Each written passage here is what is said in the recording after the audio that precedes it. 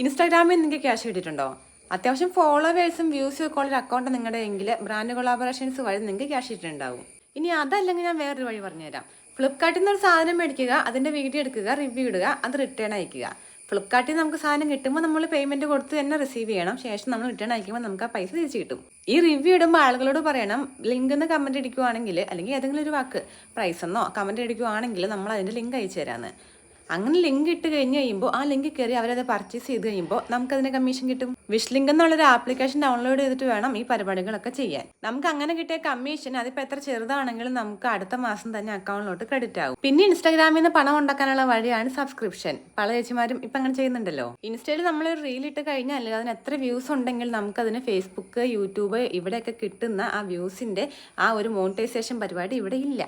പക്ഷേ ഈ പറഞ്ഞ കണക്ക് കൊളാബറേഷൻ, അഫിലിയേറ്റ് മാർക്കറ്റിംഗ്, പിന്നെ നമ്മുടെ സബ്സ്ക്രിപ്ഷൻ ഇതെല്ലാം വഴി നമുക്ക് ഇൻസ്റ്റയിൽ നിന്ന് പേയ്മെന്റ് ഉണ്ടാക്കാം.